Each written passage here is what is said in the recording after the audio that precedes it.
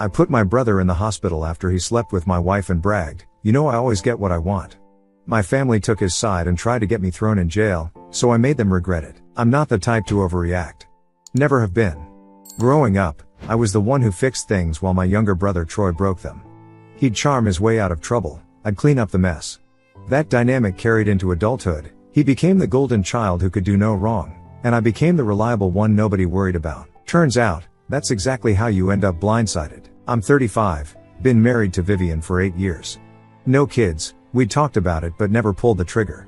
I manage commercial properties across 3 counties, she teaches art at the local high school. Decent life. Stable. Or so I thought. The signs started small.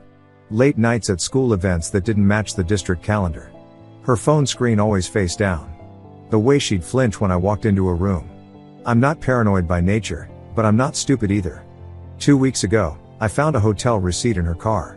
Nothing fancy, just a Holiday Inn off Route 9. Date stamped for a Friday night. She'd told me she was at a teacher's conference. I checked our shared calendar. That same weekend, Troy had marked himself out of town for work. Troy sells luxury cars at a dealership an hour south. Makes good money, drives a different demo every month, and has always had this easy confidence that made people gravitate toward him. Our parents loved that about him. Still do. I didn't confront Vivian. Not yet. Instead, I started documenting. Screenshots of texts. Copies of receipts. I checked our credit card statements. There it was. Another hotel charge from 3 months prior. Same weekend Troy was conveniently unavailable for our cousin's birthday party. I stayed quiet and watched. Last Friday, my parents hosted dinner. Standard monthly thing, dad grills, mom fusses, Troy shows up late and charming. Vivian had been distant in the car ride over, scrolling her phone, barely speaking. I parked and she jumped out fast, like she couldn't wait to get away from me. Inside, I watched them. Really watched. The way Troy's hand lingered on her shoulder when he said hello. The inside joke they shared about some song on the radio. The way Vivian laughed, actually laughed, in a way she hadn't with me in months. After dinner, Troy offered to help Vivian with dishes. Real gentleman, my brother. Mom beamed. I stayed in the living room with Dad, half listening to him complain about property taxes, but my attention was on the kitchen doorway. I got up. Walked toward the bathroom. Stopped in the hallway. That's when I heard Troy's voice, low and close. "Tonight? Same place?" Vivian's response was barely a whisper. "He won't notice. He never does." I stood there, hand on the bathroom door handle, face neutral. Felt nothing. No rage. No heartbreak. Just this cold, crystalline clarity. I returned to the living room. Finished my beer. Made small talk. Hugged my parents goodbye. Vivian was quiet on the drive home, but I didn't press. Just drove. Parked in our driveway. Told her I had a headache and was going to bed early. She seemed relieved. I waited until I heard the shower running. Then I grabbed my keys, my phone, and left through the garage. I knew which hotel. I'd seen the receipt. I parked 3 rows back from the entrance, engine off, windows cracked. Waited. 20 minutes later, Troy's silver Audi pulled in. 5 minutes after that, Vivian's Honda. Different entrances. Same destination. I didn't storm in. Didn't need to. I took photos of both cars, time-stamped. Checked in with the front desk, asked if they had a reservation under my name, played the confused husband. The desk clerk accidentally pulled up Troy's reservation. Room 237. I thanked her. Walked out. Sat in my car. My phone buzzed. At first, I thought it was someone calling. Then I realized, it was a text notification. But not on my phone. It was coming from the passenger seat. Vivian had left her phone in the car. I picked it up. Screen lit up with a new message. "Troy, don't worry about the divorce. We'll clean him out together. He won't see it coming." I stared at that text for a long time. Then I took a screenshot, sent it to my email, deleted the notification from her locked screen, put the phone back exactly where she'd left it, started my car, and smiled, because now I knew exactly what they were planning, and they had no idea what was coming for them. Saturday afternoon, Troy texted asking if he could swing by to watch the game. Like nothing was wrong. Like he hadn't just planned to financially gut me with my own wife. I told him sure. Grabbed some beers from the fridge, and set up my laptop in the home office with the security camera app open. Our house has cameras in the living room and kitchen, installed them 2 years ago after a break-in scare on our street. Completely legal. Video and audio. Cloud backup. I made sure everything was recording. Troy showed up at 2 p.m., swagger intact. Designer jeans, polo shirt, that easy grin that made our parents forgive him for everything. He clapped me on the shoulder, helped himself to a beer, dropped onto my couch like he owned it. "Vivian around?" he asked, all casual. "She's at some craft store. Said she'd be a while." I sat across from him, cracked open my own beer. "Actually, glad you're here. Wanted to ask you something." He raised an eyebrow. "Shoot, Vivian mentioned you've been helping her look into some things. Legal stuff." His face didn't change, but his hand tightened around the bottle. "Legal stuff? Divorce lawyers," I said flatly. Troy paused. Then he laughed. Actually laughed. "Man, you two having problems? That sucks. She's gonna need a good one, right? Divorce isn't cheap." He leaned back, getting comfortable now. Thought he was in control. "For who? Well, for me, obviously." I kept my voice level. 8 years of marriage. She'd be entitled to half of everything. The house, retirement accounts, savings. That's how it works. Troy's smile widened. "Yeah, man. That's exactly how it works. But hey, you'll bounce back. You always do. You're the responsible one, remember? That's so? That's the law." He took a long drink. "She's been the supportive wife, gave up career opportunities for you, all that. Judge'll see it. She'll walk away with half, probably solid alimony too. 4, 5 grand a month? Maybe more." I watched him. He was enjoying this. "But you already knew that," I said quietly. "Didn't you?" Something shifted in his expression. "What are you talking about?" I pulled out my phone. Opened the screenshot. Turned it toward him. "Troy, don't worry about the divorce. We'll clean him out together. He won't see it coming." The color drained from his face. Then, just as quickly, it came back. He set down his beer. Leaned forward. And smiled. "So you finally figured it out." No denial. No panic. Just arrogance. "How long?" I asked. "Year and a half." He shrugged. "Honestly? She came to me. Said you were boring. Predictable. Said she needed something more exciting." My hands clenched. I forced them to relax. "And you just went along with it?" Troy laughed again. "Went along with it? Man, I didn't have to do much convincing. She wanted this. We both did."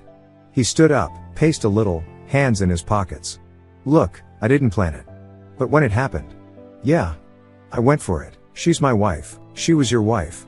He turned to face me, and there it was, that look. The one he'd had his whole life when he got away with something. "Face it. You were never enough for her." "I am." I stood up slowly. "Get out of my house, or what?" He stepped closer. "You gonna hit me? That'll look great in court. Violent husband attacks brother. She'll get everything and a restraining order." I said get out. Troy's smile turned vicious. "You know what your problem is? You think being the good guy matters. It doesn't.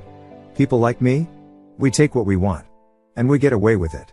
He poked my chest. "You know I always get what I want. Even your wife." Something snapped. Not in me, in him. Troy shoved me. Hard. "What are you gonna do about it?" I caught myself against the wall. He was in my face now, chest puffed, hands ready. He swung first. I ducked. Came back with an elbow to his ribs. He doubled over, gasping. Swung wild. Caught me in the jaw. I tasted blood. We crashed into the coffee table. Wood splintered. Troy hit the corner hard. His head snapped back, blood immediately streaming from his nose. He went down, clutching his face. You broke my nose." I stood over him, breathing hard. Blood on my knuckles. Blood on the floor. Then I stepped back. Pulled out my phone. Dialed 911. "I need an ambulance and police," I said calmly. "My brother attacked me in my home. He's injured." I defended myself. Troy stared at me from the floor, eyes wide. "You're calling the cops?" "Yeah," I said. "I am." The operator asked for details. I gave my address. Told her everything. The shove, the swing, the self-defense. Told her it was on camera. Troy tried to sit up, blood pouring from his nose. "You're insane. Stay down," I told him. "Paramedics are coming." He slumped back, holding his face, muttering something I couldn't hear. I hung up. Checked the camera app. Everything recorded. Troy shoving me. Troy swinging. All of it. 6 minutes later, sirens. Paramedics took Troy out on a stretcher.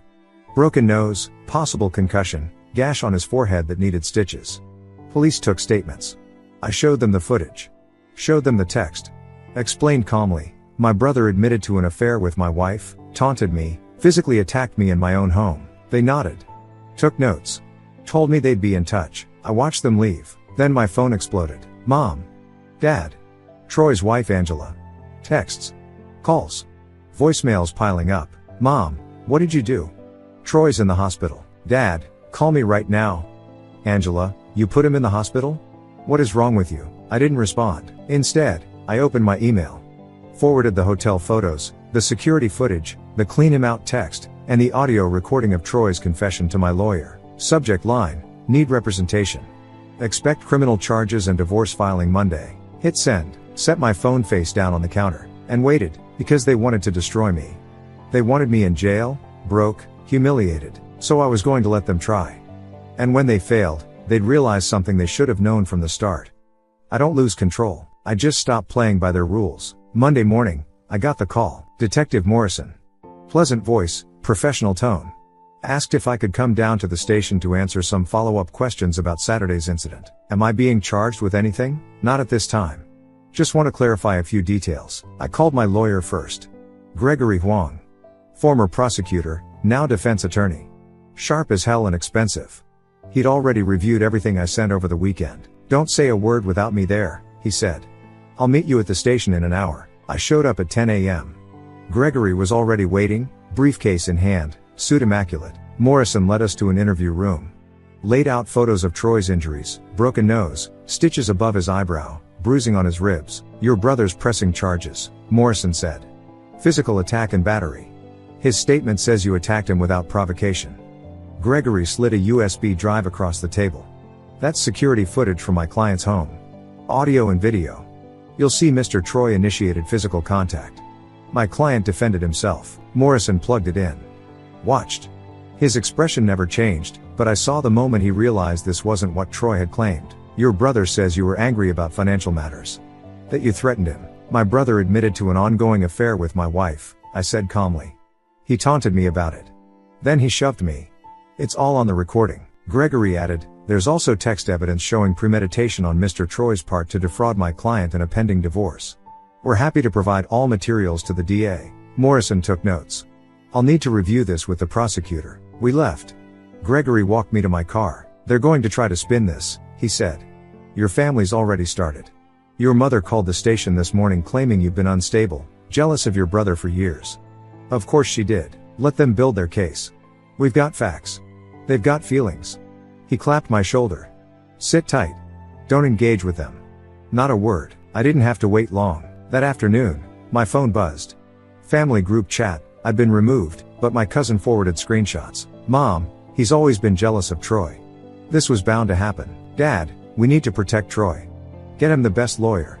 Press charges. Angela, Troy's wife, he's dangerous. Troy's terrified to be around him. My aunt chimed in asking what happened. Dad's version, unprovoked attack.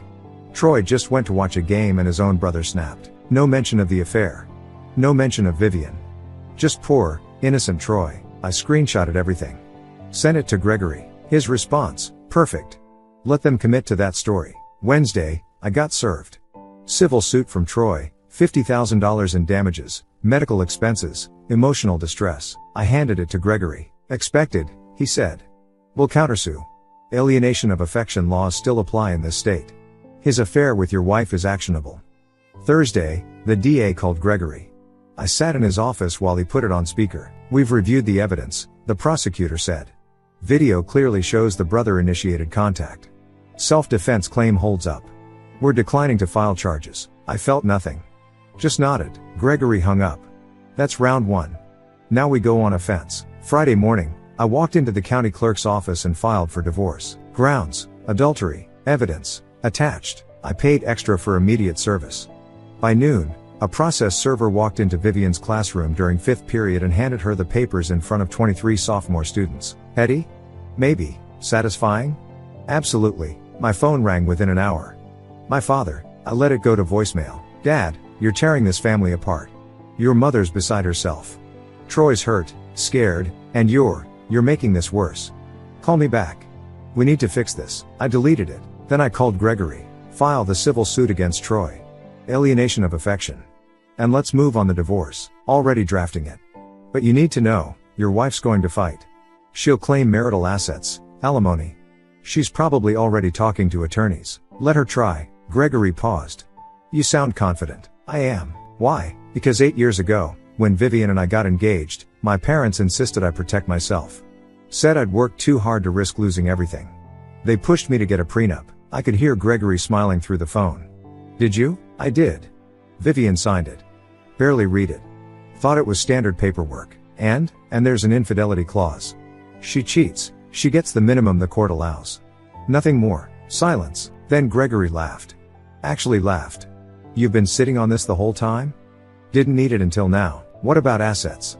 Joint accounts? Most of what I have is premarital or inherited. The house was mine before the marriage. She's not on the deed. Retirement accounts are separate. She contributed almost nothing financially over 8 years. Teacher's salary versus my income? It's not even close. So when she tries to take you for half, she'll get a hard reality check. Gregory was quiet for a moment. Your family thinks they're protecting Troy. They think they can pressure you into backing down. I know. They have no idea what's coming. No, I said. They don't. Because while they were busy painting me as the villain, I'd been documenting everything. Every asset. Every dollar. Every clause in that prenup they'd insisted on. They wanted to bleed me dry? They were about to learn what bankruptcy actually looked like. And it wasn't going to be mine. The prenup was 12 pages long. Vivian had signed it on a Tuesday afternoon in my parents' attorney's office, 8 years ago.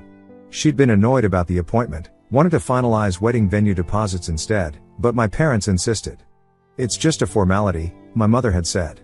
Protects both of you. Vivian skimmed it. Signed 3 places. We got lunch after. She never asked what was in it. The divorce moved fast. Vivian hired Patricia Moss, a bulldog attorney known for bleeding ex-husbands dry in high asset cases. Gregory seemed amused when he heard. She's good, he said. But she's walking into a brick wall. First mediation session was in February. Vivian showed up in a black dress, hair done, makeup perfect. Playing the wronged wife. Patricia had clearly coached her, sad eyes, quiet voice, the whole performance. Patricia opened aggressive. My client is entitled to 50% of all marital assets. The home, valued at $480,000. Retirement accounts totaling approximately $340,000. Investment properties. Gregory slid the prenup across the table. Patricia stopped mid-sentence. Picked it up. Started reading. Her face changed. Vivian leaned over, confused. What is that? A prenuptial agreement, Patricia said slowly. Signed by you. February 2017. I don't remember. Page 7, Clause 4b, Gregory said mildly. In the event of adultery committed by either party, said party forfeits all claims to spousal support beyond minimum state requirements. Additionally, all premarital assets remain separate property. Vivian's face went white. That can't be legal. It's completely legal, Patricia said quietly. She flipped through pages, jaw tight. You signed it. It's notarized. Witnessed by 2 attorneys. But I didn't know. Ignorance isn't a defense, Gregory said. You had independent counsel present. You were advised to read it thoroughly. The record shows you declined. I watched Vivian process it. The house she thought was half hers? Mine before we married. The retirement accounts? Mostly premarital contributions and inheritance rollovers. The investment properties? Inherited from my grandfather, held in trust. What about alimony? Vivian's voice cracked. 8 years, I supported him. Patricia checked her notes. Your income averaged $43,000 annually. His averaged $135,000. The disparity works against you, not for you. But I gave up. I could have. You didn't give up your career, Gregory said flatly. You taught art. Same job, same school, the entire marriage. No evidence of career sacrifice. The mediation lasted 2 hours. Patricia fought hard, I'll give her that. But the numbers didn't lie. The prenup didn't bend. Final settlement offer, Vivian keeps her car, personal belongings, and $600 monthly alimony for 18 months. She broke down in the hallway. Full sobs, mascara running. Patricia looked exhausted. Take it, I heard her tell Vivian. If you fight this, you'll spend more on legal fees than you'll ever win. Vivian signed 3 days later. The same week, I heard through my cousin that Troy's wife Angela filed for divorce. Messy, public, expensive. She wanted full custody of their 2 kids, the house, and maximum child support. Troy couldn't afford a good attorney. My parents were paying for his civil suit lawyer. They didn't have budget for divorce counsel too. Then the call started. Not to me, to my office. My secretary mentioned my father tried reaching me 4 times. My mother called twice. Blocked numbers. I didn't respond. Gregory updated me over coffee. Your brother's civil suit is going nowhere. We filed a motion to dismiss based on the security footage. His attorney knows it. They're posturing. And the countersuit? Alienation of affection? We'll settle. He has no assets worth pursuing, but it'll cost him. Legal fees alone will bury him. I sipped my coffee. Good. Your ex-wife moved in with him, by the way. My paralegal saw them apartment hunting together. I nodded. Expected. That'll last 6 months, Gregory said. Maximum. When reality hits and neither of them can pay rent, they'll turn on each other. He was right. By March, the fallout accelerated. Troy's job performance tanked. He'd been a top performer at the luxury dealership, 6 figures, bonuses, demo cars. But word spreads in small industries. Affair with a married woman. Bitter divorce. His sales dropped 70% in 2 months. Then came the DUI. He'd gone out drinking after a fight with Vivian, drove home, got pulled over 3 blocks from their apartment. Blew a .12. Lost his license for 6 months. The dealership fired him the next day. Conduct unbecoming of our brand. I heard about it from my cousin, who heard it from Angela, who was savagely satisfied. But that wasn't the worst part. 2 weeks later, my secretary buzzed me. Someone from the school district called. Asked if you'd be willing to provide a reference for Vivian. I frowned. A reference? For what? She's on administrative leave. They're investigating her. I called the district HR office. Identified myself as her ex-husband, asked what was happening. The HR rep was careful, professional. We received multiple complaints from parents regarding Ms. Vivian's conduct. An investigation is underway. We can't discuss specifics. I thanked her and hung up. Then I called my cousin. What's going on with Vivian's job? She hesitated. You didn't hear this from me. But one of the school board members? His wife is in the same social circle as Angela. She sent Angela's divorce filing to a few people. The one that mentions the affair. And those few people included parents with kids in Vivian's classes. They complained. Said she violated moral conduct standards. District's investigating under the ethics clause in her contract. Will she be fired? Probably. Teacher contracts have morality clauses. Affair with a married man while married herself? That's textbook violation. I hung up, sat at my desk, and realized, they weren't just losing. They were collapsing. The golden boy was selling used cars at some no-name lot on the edge of town. The art teacher was about to lose her license. And my parents? My cousin's next text told me everything I needed to know. Cousin, your dad called mine asking to borrow money. Said they're drowning. Legal fees for Troy, helping him with child support, trying to keep Vivian's rent paid. They're talking about selling the house. I stared at that message. They'd spent their retirement defending him. And now they couldn't keep their own lights on. 3 weeks later, I got confirmation. My cousin sent me a photo. An eviction notice. Posted on Troy and Vivian's apartment door. Unpaid rent. Utilities in arrears. The lights had gone out. Literally. 6 months passed. I didn't track their downfall deliberately. Didn't have to. Information found me through my cousin, through mutual acquaintances, through the small-town gossip machine that feeds on scandal. I moved into a new place. 2-bedroom condo downtown, 10th floor, floor-to-ceiling windows. Clean slate. Started therapy, not because I was broken, but because I wanted to make sure I stayed whole. Dr. Patel was good. Didn't push, didn't judge, just listened. Work was good too. Got promoted to regional manager. More responsibility, more pay, more travel. Kept me busy. Started seeing someone casually. Jennifer, works in finance, no drama, no expectations. It wasn't serious, but it was easy. Normal. My parents tried calling twice in those 6 months. I didn't answer. They sent a Christmas card. I threw it away unopened. I wasn't angry anymore. That's what surprised me most. I just didn't care, but I heard things. Troy was working at a used car lot on Route 14. The kind with inflatable dancing tube men and no credit, no problem banners. Commission only.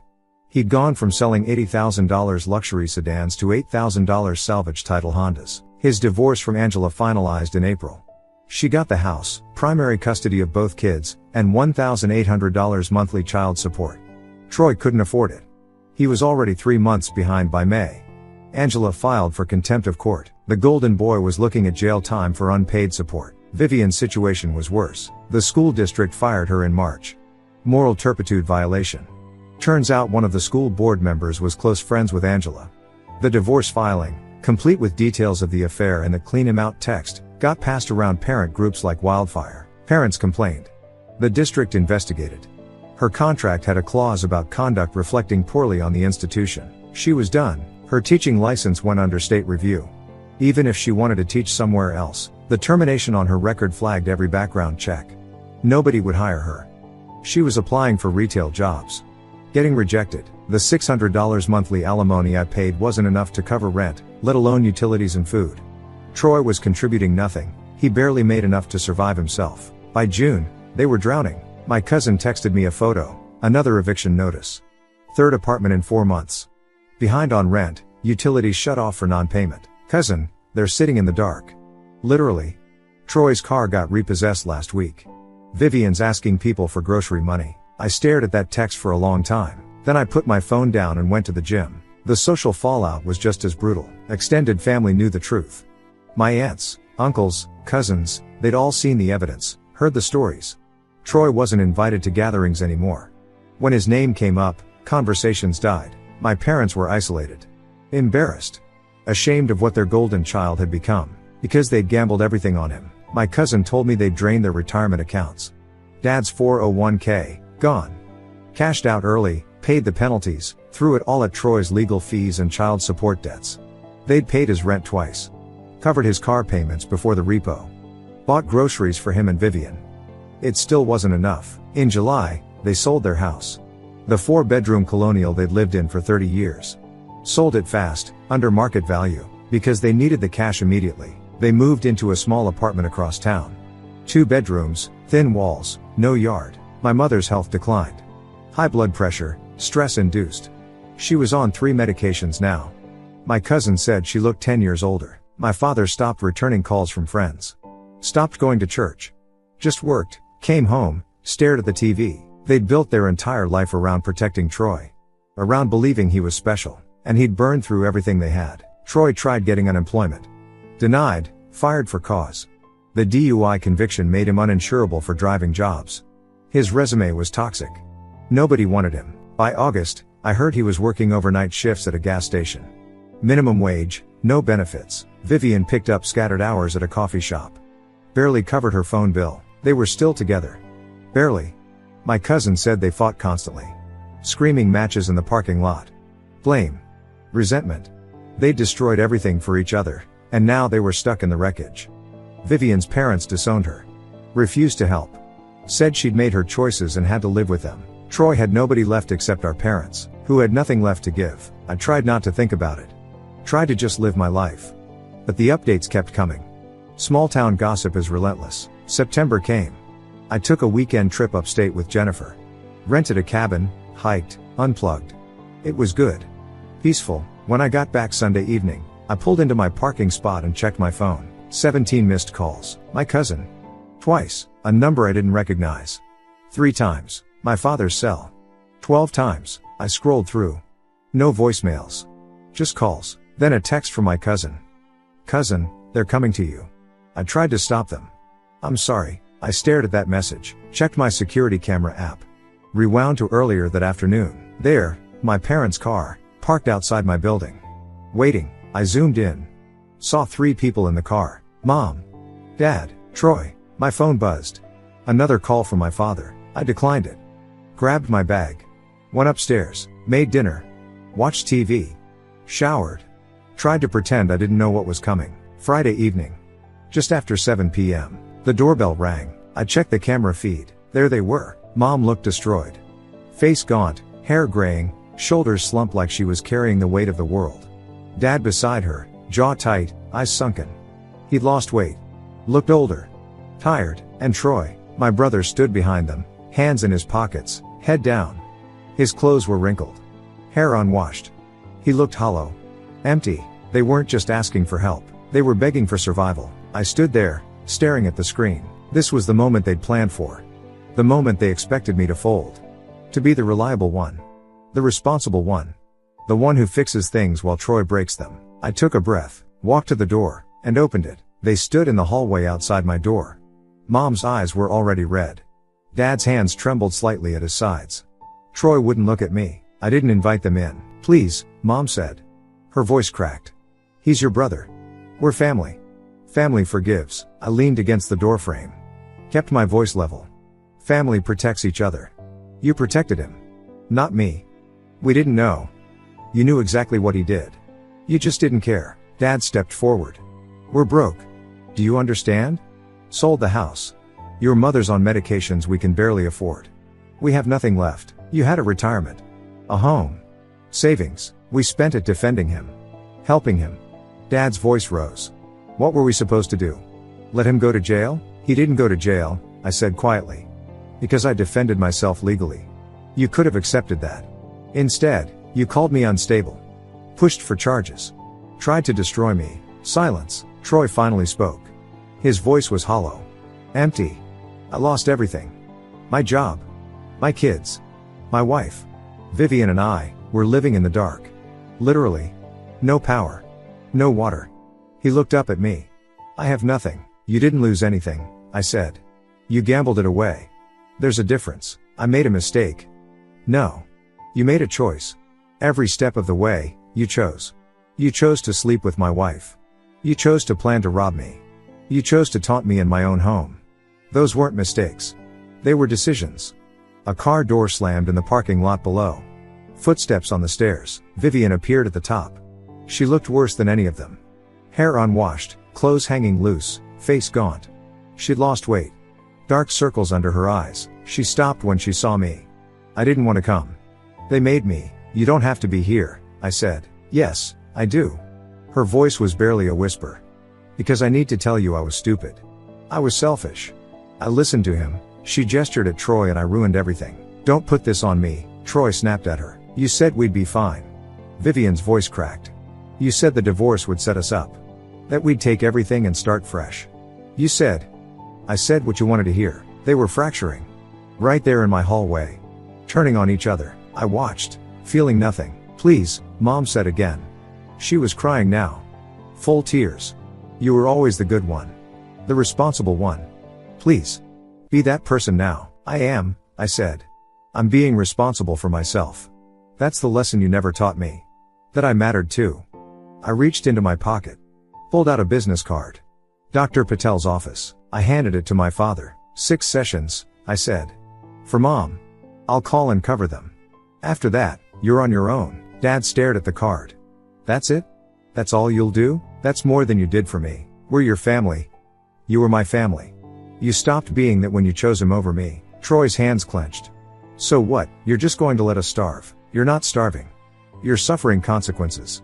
There's a difference. I'm working at a gas station. Troy's voice rose. Overnight shifts for minimum wage. Vivian's at a coffee shop. We can't even keep the lights on. You know what you said to me? I interrupted. Voice calm. Cold. You said you always get what you want. Troy went silent. Turns out, you wanted to destroy me. You wanted my life. My wife. My money. My dignity. I stepped back. Instead, you destroyed yourself. And I didn't have to do anything except stop helping. I started to close the door. Wait, Mom reached out. Goodbye, I said, and shut the door, locked it. I stood there for a moment, listening. Mom's muffled sobs. Dad's voice, low and urgent. Troy saying something I couldn't make out. Vivian's sharp response, then footsteps. Moving away, I walked to the window. Watched them leave the building. Troy's shoulders were shaking. Mom leaning on Dad. Vivian walking separately, arms wrapped around herself. They got into the car.